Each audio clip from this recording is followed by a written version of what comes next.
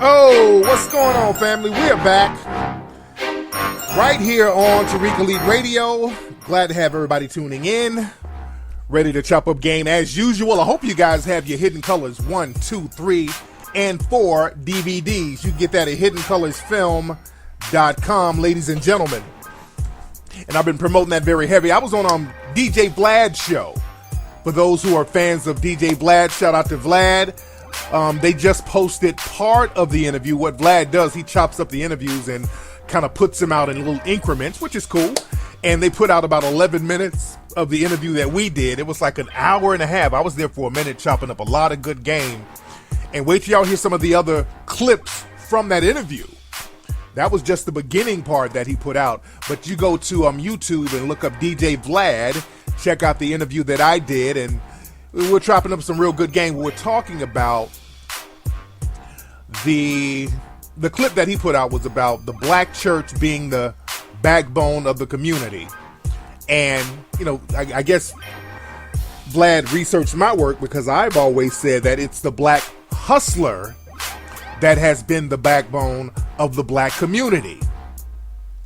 And we discussed that. Now, there's some stuff that we got deep, but not real deep, because I can still get a little deep on that topic, because there's some people who might disagree with that. The black hustler being the backbone of the black community. Because now when you look at history, it was always the street dudes who really fed a lot of people. It was the street dudes who were the policy kings. I want y'all to get this book about the black policy kings out of Chicago. It was the black hustlers that hit the streets, and they weren't afraid to challenge the white vigilante groups. It was the black hustlers that put a lot of people to school, through school. Now, the black church, I was very clear in the interview I did, I wasn't throwing the black church under the bus. I'm just saying that a lot of what's going on with the black church, they've been co-opted, and they've been co-opted for a long time, to be honest. See, you got to be careful when the white supremacists tell you something about the black community. You always have to question it. And the whole narrative of the black church being the backbone of the black community, that's a narrative that was given to us by the white supremacists. They are the ones who are always telling us about some religious black leader. It's them who are usually pushing a religious black leader on black society. So you always have to question what comes from the dominant society when it comes to us. They're the ones who always tell us that, hey, your black leader told you guys to calm down and don't riot. And they wheel out some nigga that nobody never heard of and say, hey, this is your black leader. And let's be real, if we want to be 100% honest, let's go back to the 1960s and the civil rights movement, because I talked about this before. Truth be told, a lot of black churches wasn't fucking with Dr. King. They definitely weren't fucking with Malcolm. If we want to be real honest, a lot of folks don't want to talk about that. But, you know, after Dr. King died, you know, the black churches, they start putting Dr. Martin Luther King fans in church. If you're old enough to remember that, back in the 70s and 80s, a lot of black churches would have fans, like little church fans, because, you know, them churches wouldn't have air conditioning. And one side of the fan might have Jesus and the other side have Dr. Martin Luther King on it. But truth be told, in the 60s, a lot of black churches wasn't rocking with Dr. King. They were scared shitless to have Dr. King come to their churches. Don't let them people fool you. There's a lot of lies that a lot of people who were around in the 60s, they like to spew now. We got to start exposing that shit. There's a lot of lies that go on. Everybody act like they were down now. Oh, they act like they were real down now. They weren't down in the 60s because, again, there were a lot of scare tactics they used. Remember, these white supremacists were blowing up churches in the 1960s, you know, with children in it. They were killing kids. So, you know, a lot of black churches, and I get it. A lot of black churches didn't want to be involved with that. They didn't want to have Dr. King come down and have the Klan and the FBI target their church. So I get it. But don't front now. That's my thing. Don't front now. Like you were all down. Oh yeah, I'm on Dr. King. And shut the fuck up. No, y'all didn't. These black churches did not rock with Dr. King in the 60s. Y'all need to research that. And shout out to everybody in the chat room. People in the chat room are saying they like to hear the show on Mixer. How do you spell it? MixLR? But we're live on MixLR right now. And look, shout out to, and I would say not shout out, but rest in power to our brother from the Martin sitcom, Thomas Michael Ford. That brother passed today. He was 52 years old. And there was some type of surgery he went into the hospital for. I think he was living down in Atlanta. And all the press people, because I got a lot of press people hit me up. They think that I'm with him for some reason because I posted some pictures. And all my press people, I know somebody from the Associated Press, they've emailed me, and somebody from the news down in Atlanta. I'm not down in Atlanta, by the way, family, if y'all, all the media cats. So I'm not with him. I just got some information from people close to him, and I just kind of tweeted about it. A lot of times when stuff happens, people send me the information, then I tweet it, and then all the media outlets start calling me as if I'm right there. I'm not there in all places all the time. So, but our brother passed, from what I understand. There was some kind of surgery he had on his knee, and that caused a blood aneurysm in his stomach, and that just destroyed and shut down his vital organs. And the brother's been on life support all day, and there were reports earlier that he died, but he wasn't dead yet. So it's a very sad thing, man. Tommy Ford was a very powerful actor, man. A lot of people slept on that dude. You know, he was in Martin, and he was excellent in that, and because they've associated him with being on a comedy sitcom for so long, people forgot how powerful of an actor this brother was. A lot of y'all don't remember that he was on New York Undercover back in the 90s as the police chief. He was a very, very powerful actor, man. And just a real classy brother, man. So rest in power to that brother, man.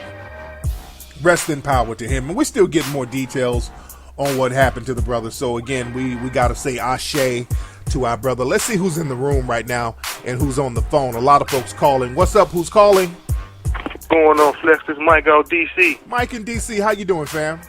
Man, I'm good. And you? I was calling right because I know you a Mayweather supporter as well as I am. But, you know, I don't know if you heard the statement about all lives matter, blue lives matter, and black folks. Yeah, I want to know your take on that. Let me touch on that, man. Thanks for the call. I'm glad you reminded me. And speaking of boxing, Adrian Broner, he was on some kind of suicide watch today. I hope Adrian ain't just doing shit for publicity or whatever. And I hope if this brother is actually, and if he's thinking about suicide, I hope his people around him get him help if he's really on some suicide shit.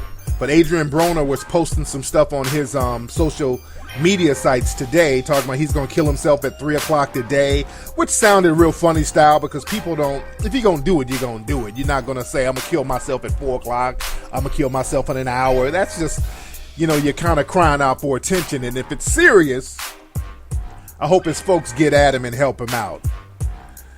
But the thing is with Mayweather, a lot of media outlets, especially right-wing media outlets, are running with this story about Mayweather saying all lives matter. And I saw the interview of Mayweather saying all lives matter. And you know what? Let me see if I can find a clip of it real quick. Hold on. So you guys can hear it. Hold on one second. Now let me see if I can play it so we can have some context in it. Okay. All right. Now this is the clip right here. Hold on. Let me stop my Mac and music and play this real quick. Hold on one second. So we can put some context in this thing. All right. This is the interview he did with some white boys, some kind of boxing blog or something like that. And Mayweather's talking to the guys, and here it is right here. So I'm here to say all lives matter.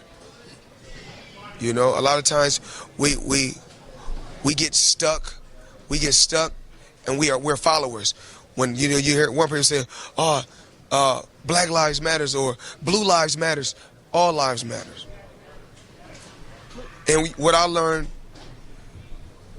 from boxing, what everyone could take in real life, is follow directions, follow order. Don't give nobody no hard time, because my thing is this, with everybody that's watching this interview and that's listening, because this interview will be played long when I'm gone. When someone breaking your house or someone breaking your car, the first thing we do is we call the police. You know, with me being a fighter and my hands being registered, if I hit a guy for breaking in my house or breaking in my car, it's gonna cost me more money. So I got to work smarter, not harder. I'm gonna call the cops. So, and it's not right what's going on within this world on both sides. I think we need to communicate better, and I think we need to follow direction. Okay. It's rules and regulations to everything. Okay. Oh, man.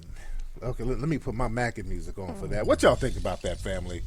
I don't know. And I like Mayweather, man. I like Floyd Mayweather, man. Got a lot of respect for Floyd Mayweather, but I don't know what the fuck Floyd is talking about with that one, man. Floyd, man, holla at me, Floyd. And Floyd, you done made your money. I don't know if somebody is threatening to take this man's money. I don't know where Floyd came with that. With, yeah, we got to do better on both sides and we got to follow directions. And I like Floyd, man. I don't know where you're coming. I'm talking to Floyd. I know because some of Floyd's people follow me. And I love Floyd, man. I was a big defender of Floyd. Floyd, you don't have to do anything in the system of white supremacy, brother. You got enough money. I don't know why you soft shoeing. I'm not gonna put him full-fledged on the train, but there's a lot of soft shoeing there. I don't know what's going on with Floyd, man. And Floyd, you should know better, brother. Brother, after you would win your bouts, these people would hop on the internet and call you all types of niggas. Floyd, I'm talking to Floyd directly. And I was one of the people, I was adamant about defending that brother, man, when they were going in, calling him all types of niggas. They called this man every name under the sun whenever he won a bout. Also, Floyd, have you forgotten, man, when you would go to your boxing matches, you would fight people from foreign countries, and the people from the foreign countries would get praises from the audience, and they're booing you in your home country. That shit was racialized, brother. You don't have to do anything to get the white supremacists against you.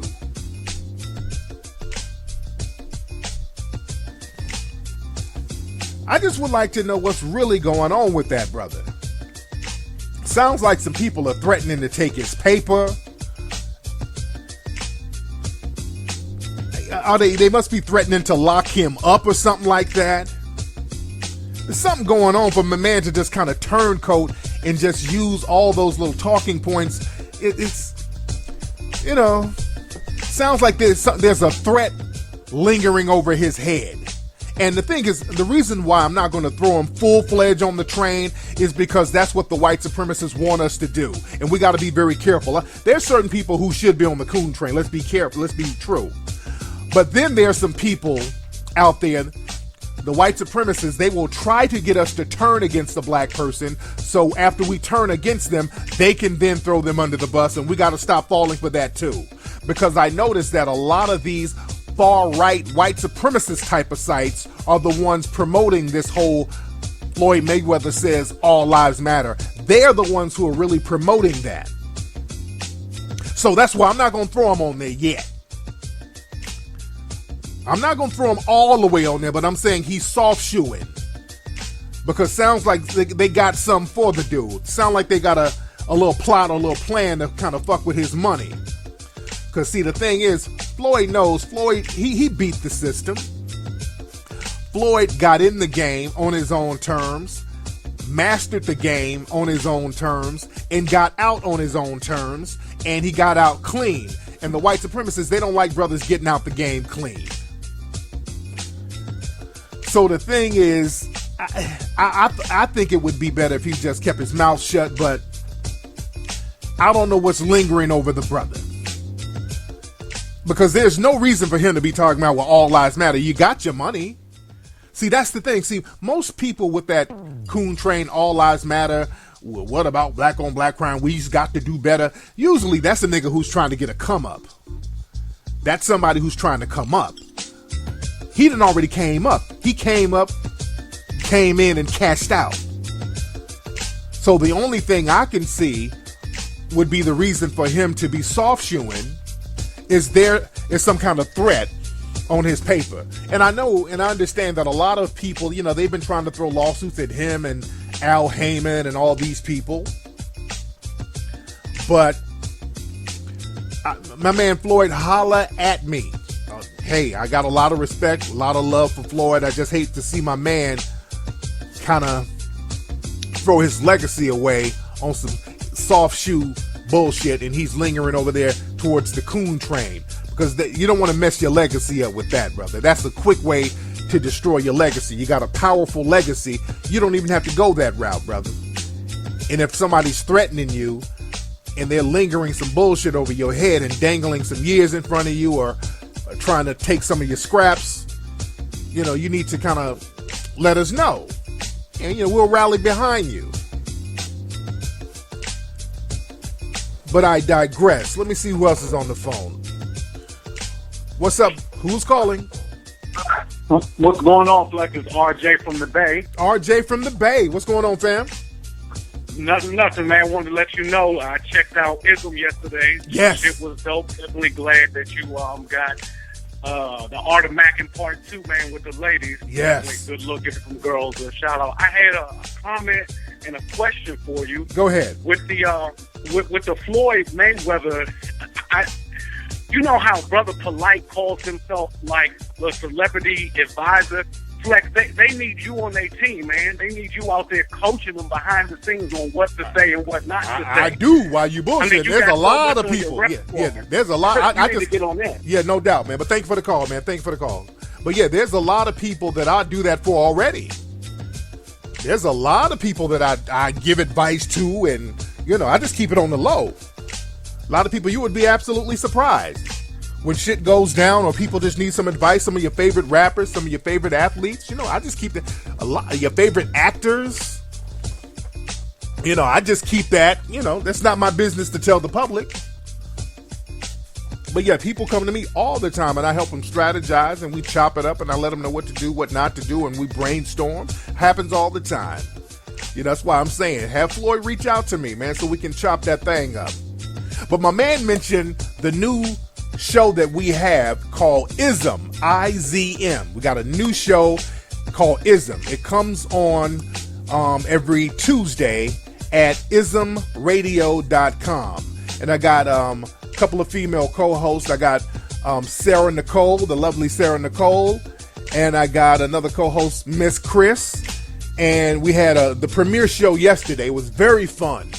It was very fun. And in the IZM show, you guys can listen to it again. We got it on YouTube and we got it posted up at ismradio.com. And this is all game. This show is basically IZM. We're going back to the game on that because a lot of folks, this show, you know, we talk about Slum Game and we talk about a lot of serious topics.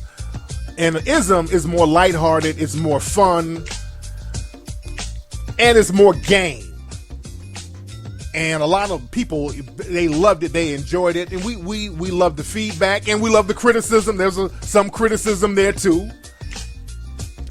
Some people like the girls, some people like me. They were like, some people didn't like the girls, some people like one of the girls, some people like one of the other girls. So there was a lot of feedback back and forth, but again, the show was fun nonetheless, and a lot of people are talking about it. And, you know, I can't wait till next week to do it again. It's a very fun show. And I'm going to start on that show, on IZM. We're going to start having live guests, and we're also going to film. We're going to videotape it so we can post clips of it. So, you know, we have a good time on that show. Somebody said rotate the female co-host. Well, we'll see. You know, we're seeing how it's going on. Somebody said the Valley Girl voice. That's Miss Chris. That's Miss Chris. So there's a dichotomy between the hosts. One girl, Miss Chris, she's very Valley Girlish. She's a mixed young lady, very Valley Girlish. And Sarah, you know, she's more street, more urban. You dig? So that adds a lot of good chemistry to the show. You dig? So go to ismradio.com to check that out. Let me see who else we got on the phone, family. What's up? Who's calling? Yes, how you doing? My name is Gene. What's your name? Gene from New York. Gene from New York. How you doing, Gene? All right. Yeah, I got a question for you. What do you say when someone tells you you have to vote because your ancestors died, so that you can vote? Yeah. And what I tell them is that we cannot, in 2016, we cannot vote out of fear and tradition. And the only thing we're getting out of it is the satisfaction of carrying on a tradition. Black folks, we got this tradition thing very bad. We'll hold on to traditions when these traditions no longer serve a purpose for us. We got to know when to charge that shit to the game. We're very bad on just holding on to pointless traditions, just doing shit because mama did it, grandma did it. We got to know when something don't work. The white supremacists, they know how to let go of a tradition. For example, it was a tradition for white supremacists to vote Democrat up until the 1960s. When they realized that being a Democrat wasn't working for them, meaning that it didn't maintain the status of white supremacy enough, most of those Democrats flipped and became Republicans. They had no problem charging the Democratic Party to the game and becoming Republicans in the 1960s. So they know how to let go of a tradition if it doesn't work for them, but we do not know how to let go of traditions. We hold on to bullshit forever, and that's been one of our faults. You feel me? Oh, all right. Thanks for the input. Thanks for the call, brother. Yes, indeed. We got to know how to charge something to the damn game. Yeah, that's that. Our ancestors died, and our ancestors died for us to be economically empowered in Tulsa, in Wilmington, and other parts of America too. They died for us to have some damn money. We need to carry on that damn tradition if we're gonna carry on a tradition. Let's stack this paper up.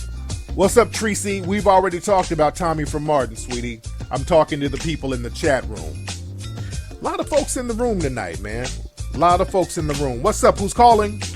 Hey, what's going on, Tariq? It's Nazi from Jersey. Nazi from Jersey. What's on your mind, Nazi? Hey, what's going on? Earlier, before the election even began, I remember that how you was stressing the fact that, that Hillary is going to win. She's a shoo-in. And it's starting to see, and I've been saying the same thing. It seems like Trump is like a Trojan horse. Like they have to prop up two polar opposites in every election so we remain confident in the election process. But I mean, it's just amazing how all these Republicans are coming out and they're going against Trump. Yeah. So what you think about that? Yeah, man, it's some deep. Let me touch on that now, man. Thanks for the call. But yeah, my man is talking about Trump now. With Trump, the fact that he has gotten this far, and I'm shocked that he got this far, to be honest, but not really. I'm shocked, but not really. Even sometimes I underestimate the power of white supremacy, and we have to come to the realization that we just have a country that is full of white supremacists. That's not to say all white people are white supremacists, not at all. But unfortunately, for a person like Trump to get this far, that just shows how many white supremacists we have out there. We have millions upon millions upon millions of white supremacists. And that's who Trump's base is. Trump's base is white supremacists. He's running on the white supremacist ticket. He's just using a bunch of dog whistles and white supremacist code words. He hasn't come up with any tangible policies or nothing. Nothing logical. It's all gibberish, but they understand that he's representing white supremacy. And that's the thing that has him going. And I've always said this. Anybody who you see supporting Trump, you better just suspect that they're white supremacists. Now, there's some Negroes out there who will, like today on Twitter, they had a hashtag that was trending called Blacks for Trump, but those are Nazi collaborators. Those are just victims of white supremacy trying to find a comfortable place in the concentration camp. That's all that is. So don't be dismayed by that. And that's another thing. The white supremacists, they've always used black people as shields for their white supremacist agenda. That's one of the tricks of white supremacy. They do that with a lot of stuff. They do that with politics. They do that with entertainment. They do that with laws. They do that with movies. Because when you point out that Trump and his supporters are basically white supremacists or white supremacist suspects, they like to prop up a couple of black folks and say, hey, there's a black person who supports Trump. Well, that black person is just a shield for the white supremacist. And Trump was down today in a place called Ocala, Florida. Am I pronouncing that right, all my Florida people? It's called Ocala, Florida. Ocala or Ocala, Florida. I think it's Ocala, Florida. And he's down there campaigning, and boy, there was a huge turnout for Trump down there in Ocala. A huge turnout. And the reason why the turnout is so great down there in Ocala, Florida, you have to understand the mayor of Ocala, his name was Kent. What's his name? Kent something.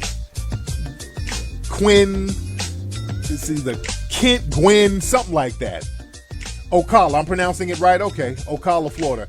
But all my Florida people, y'all know who the mayor of that town. And that's like over there in Central Florida, not too far from Orlando, you know, the same place where they allowed a black child to get murdered and let the white supremacists who killed him go free, George Zimmerman. So you know the mindset over there. But right there in Ocala, the mayor, Kent Gwynn, I think that's his name, there were some documents that came out tying him to the KKK. Y'all Google that. Just hell, Google the mayor of Ocala, Florida. So you got a mayor that's tied in with the Klan out there. So that shows you the mindset of this city.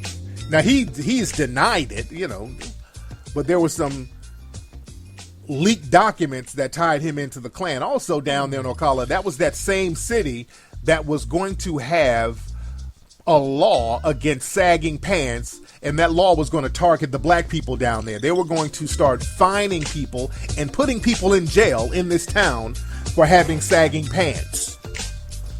And what happened was the NAACP filed a lawsuit and they had to repeal that law. And what's interesting about that sagging pants law, the white supremacists propped up a plantation mammy. What was the lady's name? Mary something. I'm so bad with names sometimes. It was a city councilwoman down there in Ocala, Florida. Her name was Mary something. It was a black lady who they propped up and used as a shield to get this law through. They always get the plantation mammy to do their dirty work so they can say it ain't racist. Oh, it's not racist. A black person is in the forefront. It's this lady, the councilwoman. She's in the forefront. Bill Clinton pulled that shit when he was ranting about black folks recently at one of them rallies. And he was talking about, well, it was black leaders who wanted me to do the crime bill. All of a sudden, when they want to harm other black folks, they always blame some black leader or black lawmaker. You never listen to any other black person at any other time, but when it comes to harming black people, now you listening. The niggas made you do it. Mary Rich, that's her name. Thank you. Somebody in the chat room. Yeah, it was a black lady, old plantation mammy, named Mary Rich. That's her name. Old Bunny Ruckus plantation mammy. They always get the plantation mammy to do their dirty work. Y'all remember back in the 90s, they had another plantation mammy, C. Dolores Tucker. She would do the dirty work when they were trying to pass laws against censorship and lock rappers up. They propped up C. Dolores Tucker. It was her and a Republican dude named William Bennett. I think that was his name, but he was standing side by side with her, coming up with these laws, trying to use rappers to harm black folks. So they always get them plantation mammies to do their dirty work. And what I don't like when the white supremacists always try to use black women as shields. I really take offense to that. This is why black men, we got to really focus on having a strong economic base so they cannot co-opt individual sisters and use them as shields to throw out their agenda. And they're doing the same thing with this Nate Parker situation and the Birth of a Nation movie. They've been using black women as shields. They've been trying to crowbar this contrived narrative of an anti-black woman agenda with Nate Parker. I've seen several stories coming from the mainstream media while they're trying to sabotage Birth of a Nation, of them talking about how the movie is disrespectful to black women. I mean, I've seen several articles of them using the Birth of a Nation movie to somehow create some kind of division between black men and black women. I mean, they're going out of their way, and it's such a reach. It's such a ridiculous reach. We have to understand who's doing it and why they're doing it. They've always tried to pit black men and women against each other when the white supremacists want an agenda. The Birth of a Nation has nothing to do with the disrespect of black women whatsoever. Nothing. It's nothing disrespectful to black women whatsoever. Nothing. Because the whole Nate Parker rape case, which they've been pumping up and blowing up the white supremacist media, it has nothing to do with black women at all, but they've been trying their best to crowbar an anti-black woman narrative in it. They always do that. We talked about that for years, how even with me, when I release my films, they always throw out these Tariq don't like black women stories. That's from the white supremacists getting their Negro minions to spread that propaganda. They did the same thing with Wesley Snipes back in the day. Y'all remember, they used to put out stories about Wesley Snipes not liking black women. Right before they tried to destroy him and lock him up and get him for taxes, they put out that rumor back in the day, and it was that same Ebony crowd that put that rumor out, which he never said. Wesley never said he didn't like black women, ever. So we got to understand how the white supremacists will try to use Negro minions and put them out there as shields for their racist agenda. And they're doing the same thing with the Birth of a Nation movie. And I've talked about this on my Sunday's Ustream show. We got to understand how the white supremacist establishment will go out of their way to sabotage real black independent films. They will go out of their way to sabotage real black independent films. What they will do when they see a true black independent film entity, they will sabotage it or co-opt it so they can silence it. Back in the day, there was in the 90s, you had a black filmmaker boom. You had a lot of independent black filmmakers, young filmmakers getting into the game. You had John Singleton, Spike Lee. Spike Lee was an independent filmmaker, and Spike, he still got the street cred. Because Spike, no matter what y'all say about Spike kept it true to the community. I don't give a fuck what nobody say about Spike. Spike has kept it 100. And even though they've tried to sabotage Spike here and there, Spike still holds on because he's always kept it true to the community. And I've always given that to Spike. And I remember they had a cat, it was a dude named Matty Rich. And he had an independent film called Straight Out of Brooklyn, and it made a little noise, being an independent film. And my man, and yes, somebody said the Hutland brothers. I love them brothers. The Hutlands love them brothers. Mario Van Peebles love that brother. And yeah, speaking of the Van Peebles, they had trouble trying to get the money for that Panther movie back in the 90s. They had trouble getting the money for that Panther movie, but you had a lot of brothers out here doing big things. And when Spike was doing the Malcolm X movie, the studio, they cut the money off. They tried to sabotage that shit. They were low-key trying to sabotage that. When Spike did Malcolm X, they said, well, you went over budget, so we're gonna have to cut your paper off. And Spike was like, well, shit, I gotta tell this story. I gotta tell it like I gotta tell it. So Spike went to the community. He went to people in black society, and they helped out with the movie and got it done. Excellent movie. And Denzel was completely robbed of an Oscar for that movie. Completely robbed. Just robbed of an Oscar for that movie. But the thing is, I've been talking about my man Matty Rich. Matty Rich had a nice buzz going on. So what they did, they co-opted him, brought him into the Hollywood fold, and then they had him do this movie about the boule. A lot of folks don't know it was about the boule, but it was a movie called The Inkwell. And the Inkwell, a lot of folks don't know, and they didn't explain it in the movie. Inkwell, that's a place in the East Coast where the boule go. That's like a vacation spot for the boule. But the movie was, I think it was Jada Pinkett in the movie, Morris Chestnut. The movie was bland. It was whatever. But the thing is, the movie didn't do what it was supposed to do, and they buried that movie and Matty Rich. You haven't heard from Matty Rich since. You haven't heard from Matty Rich since.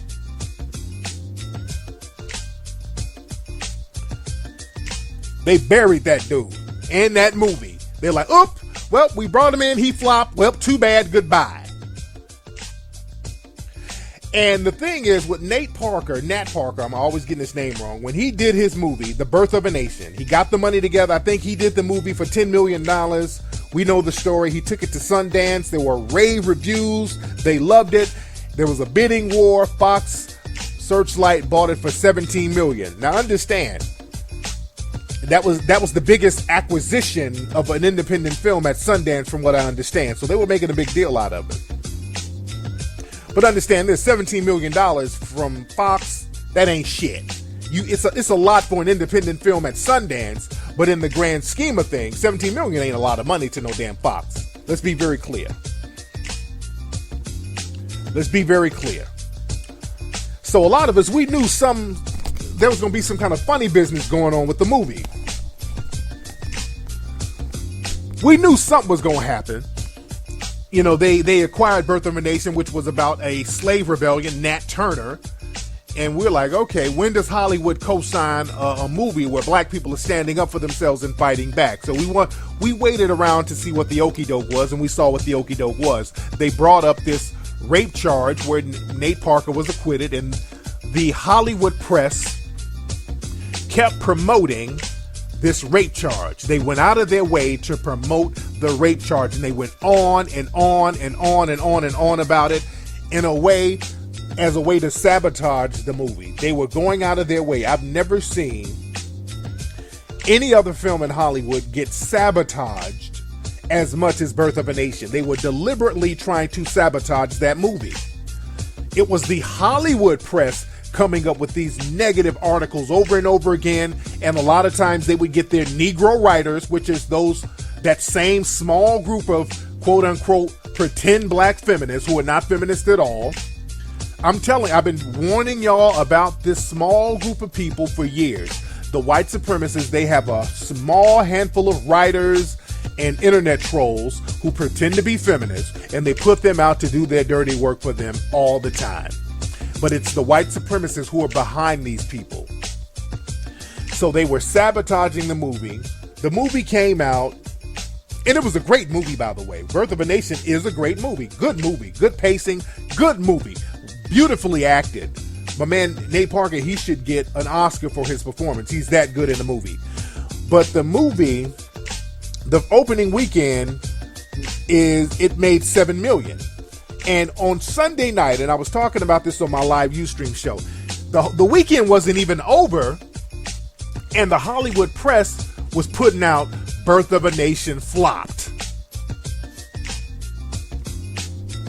All the headlines kept saying, and opening weekend wasn't even over. This is early Sunday, and they were talking about how much of a flop the movie was.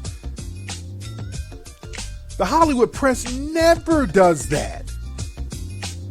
They never do that for any other film, but they were going out of their way to say that Birth of a Nation was a flop.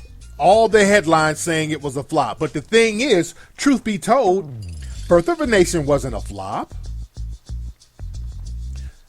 How was Birth of a Nation a flop? Yeah, it made $7 million, but let's look at the game here. Let's look at what they're not telling you. Birth of a Nation was made on a $10 million budget. Fox Searchlight, they acquired it for $17 million, but it was made on a $10 million budget. It made almost all of its budget back the first weekend. They were $3 million away from making its entire budget back. On opening weekend, that's not a flop. Now let's look at other movies, family. Let's look at other movies. Do you know movies like 12 Years a Slave? Their budget was $20 million. But on opening weekend, 12 Years a Slave brought in $6 million on opening weekend. The movie Selma, that was another film that had a $20 million budget. On opening weekend of Selma brought in $11 million. Now, they didn't consider 12 Years a Slave a flop.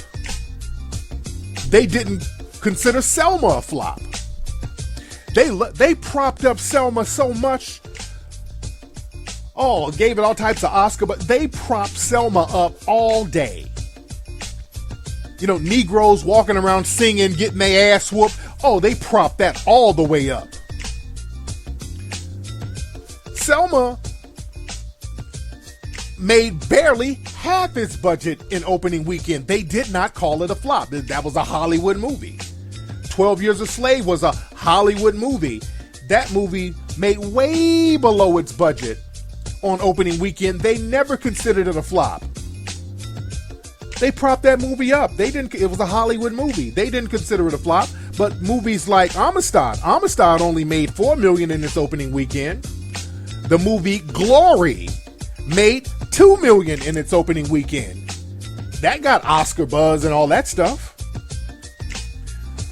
So there was a lot of black movies that came out that made way below its budget on opening weekend, but it still got praise. I'm just talking about the black movies. Now, I'll get on the white ones in a minute.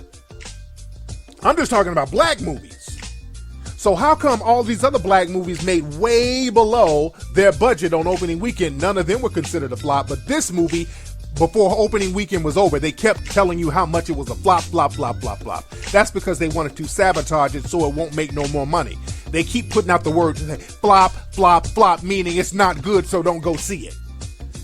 I've never seen them sabotage a movie like they did with Birth of a Nation.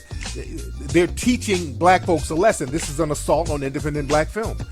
There have been Hollywood flops that they don't even talk about. Gods of Egypt was a huge fucking flop. They lost hundreds of millions of dollars on that movie. Exodus was a flop.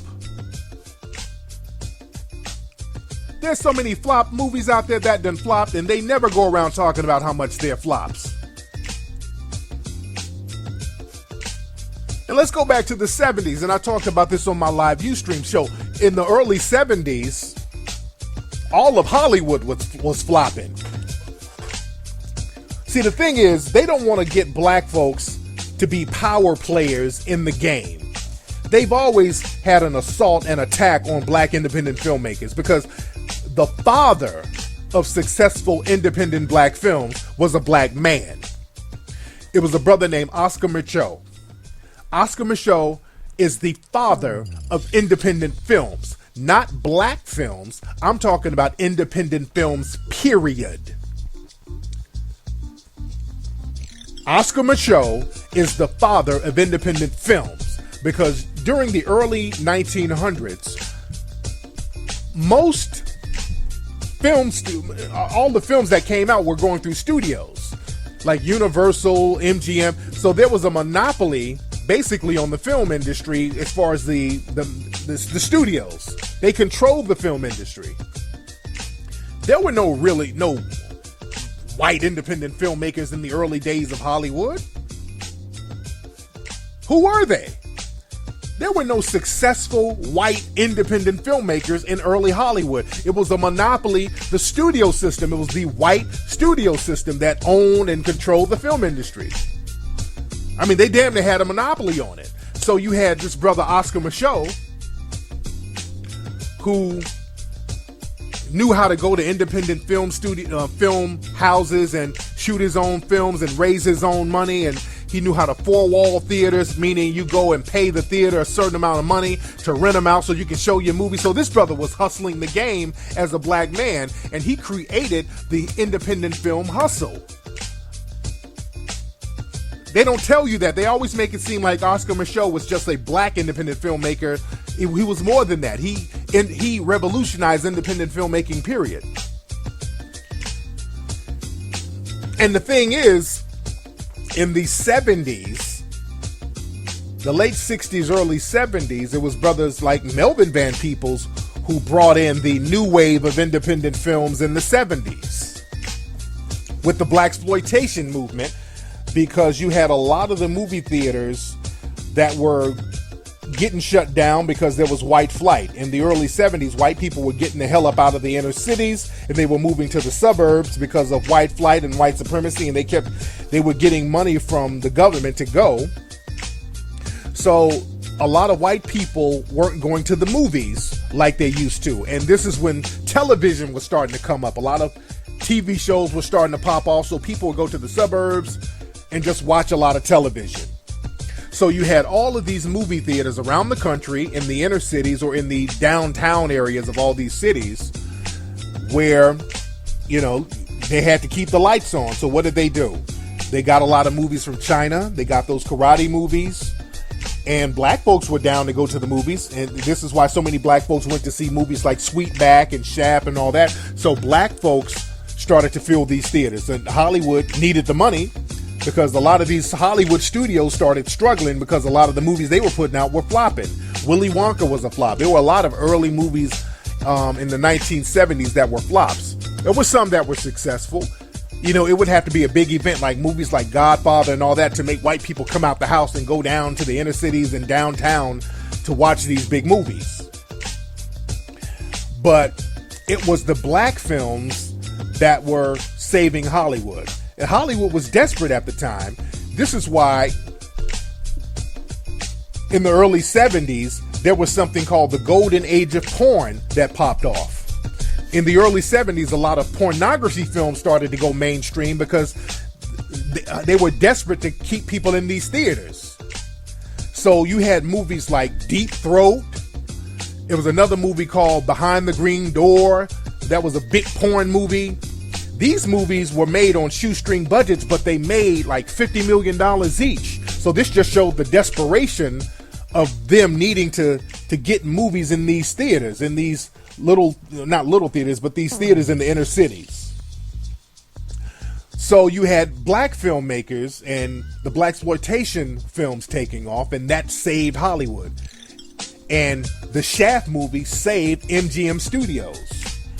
MGM Studios was so desperate for money, they started selling off shit from the Wizard of Oz set. They were selling like Dorothy shoes, the shoes that what's her name wore as Dorothy, Judy Garland. They were selling off set pieces in order to keep the lights on. But when Shaft came out, that got them out of bankruptcy. They don't like to admit that now. They don't like to admit that black films saved them. Black audiences saved them, because they don't want to let us know the power that we have as a group.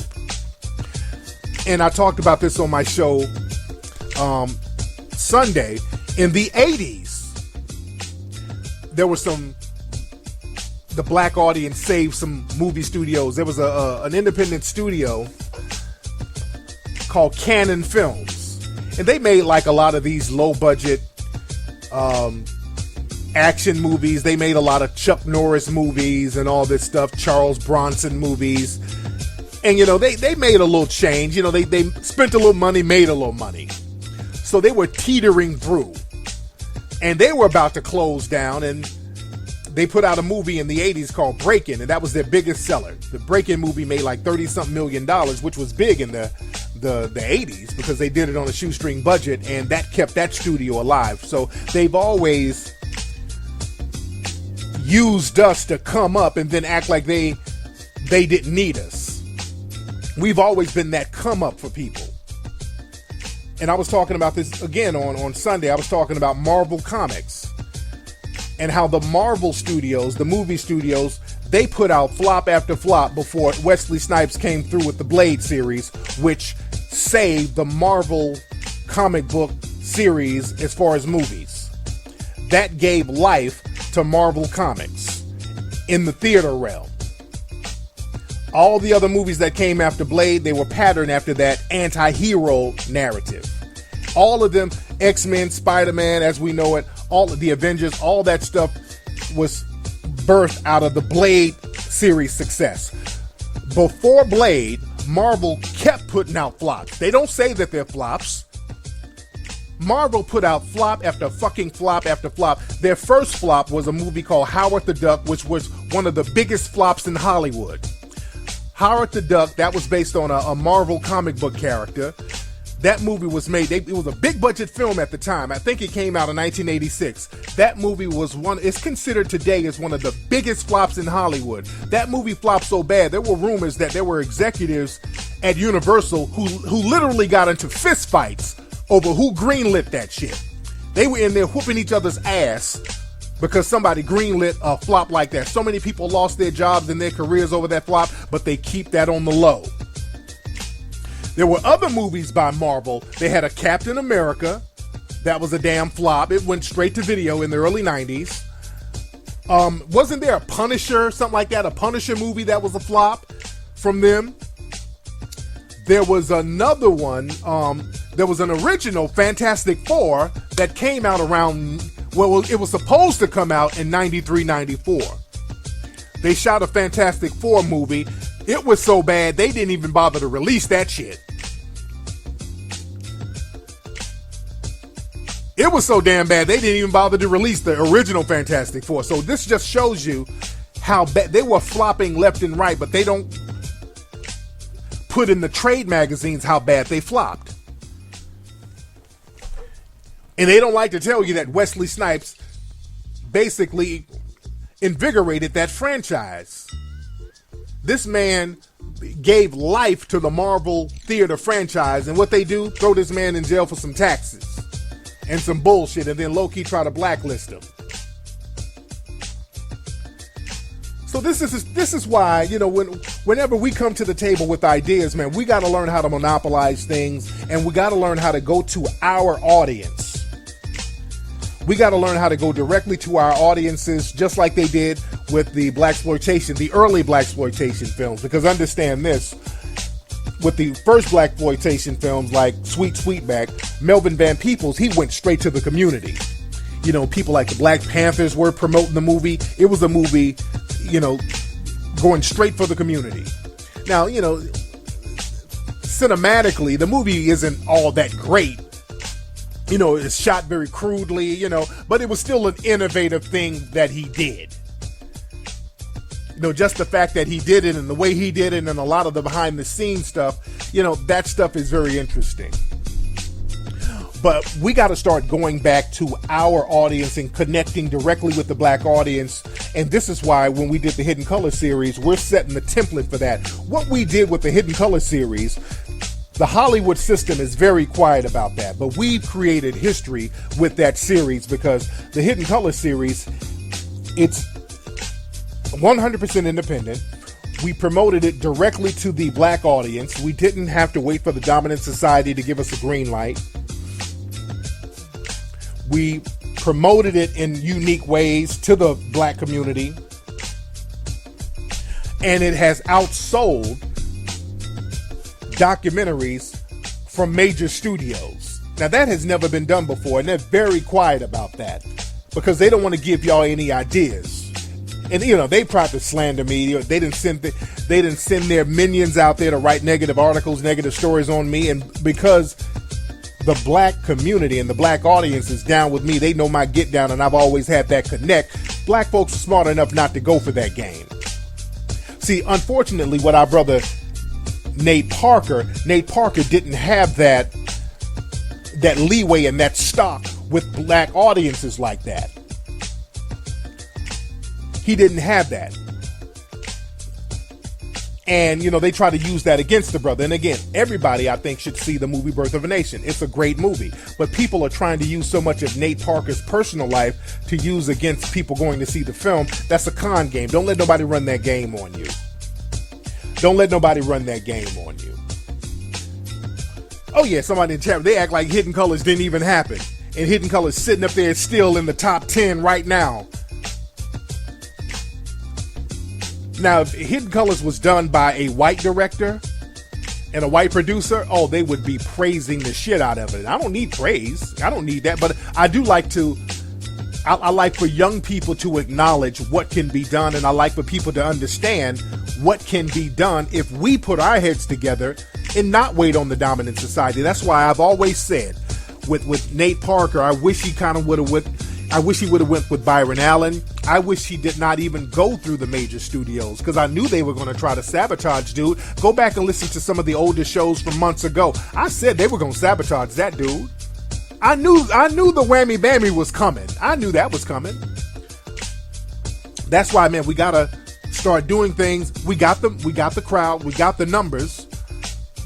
They don't want to show you that black folks can put people in seats, that we can create an economic base. We can do that. That's why, man, when we do this new movie about the Haitian Revolution, man, you know, that we're going straight to the people. We're going to do it the same way we did Hidden Colors. We're doing a documentary about the Haitian Revolution. Shout out to all the people who've been emailing me. A lot of brothers and sisters from Haiti, brothers and sisters with family in Haiti. Shout out to y'all for reaching out, letting me know the situation down there, because I do want to get down there and see what we can do to help brothers out with the tragedies that's happening down there, because those Clintons and the Clinton family, I know Hillary Clinton's brother, they're down there just raping Haiti. They're just raping Haiti right now. They're sending out reports. The Haitian brothers and sisters are like, hey man, y'all stop giving money to the Red Cross. We ain't getting none of this shit. And look, this is why I want to get down there on the ground and just really chop up with folks and see what's happening. But when we do kick off the Kickstarter for the Haitian Revolution movie, man, we need the family to represent, because that's the story that really needs to be told. And we're gonna do it just like in the same style of Hidden Colors. You know, we're in the pre-production stage now. We're researching, and I'm getting all the staff and the people together that we're gonna put in it. And, you know, we're going to get that thing popping. I'm going to probably do another film before that. There's a script that I'm working on. We're planning on shooting down in Miami. This is the narrative film. But the ancestors are just calling me to do this Haitian Revolution documentary, man. The ancestors are really calling me, and we're going to get that thing popped off. Somebody in the chat room says, unblock me from Twitter. I probably block you for a reason, brother. I don't really unblock people. If I block somebody, I block you for a reason. So that's what it is. But yeah, somebody says 75% of the Red Cross donations pays the employees. Yeah, they don't get none of that Red Cross money, dude. The Red Cross, y'all don't give them shit. Don't give them shit. People have been giving money to the Red Cross for years, and Haiti's in the same situation. The Clintons got billions of dollars and sat on that money. From what I understand, they stopped them from growing rice and raising animals down there so they can import the rice and all that. The Clintons, they've been raping Haiti, man. There's some shit going on with the Clintons, man. You know, we're gonna talk about all that when we do the documentary. We're gonna break all that stuff down. We're gonna break it all down. Who's that in the room? Okay, we got a lot of folks in the chat room. We in here heavy today, man. Now, everybody, I hope you got your More Us app downloaded. We're getting More Us for Android coming soon. I know a lot of people have been asking about More Us for Android, but we got More Us popping. Go to MoreUs, MoorUS.com. The More Us app is popping. People are loving the More Us app. We got it cracking. A lot of lovely ladies on More Us too, fellas. If you want to see some nice breezies, go to More Us. We got More Us cracking. All right? Anyway, let me get up out of here, man. Go to HiddenColorsFilm.com to get Hidden Colors 1, 2, 3, and 4. Go to TariqElite.com to get all that fresh gear. And I am out of here, guys. Y'all have a good one. And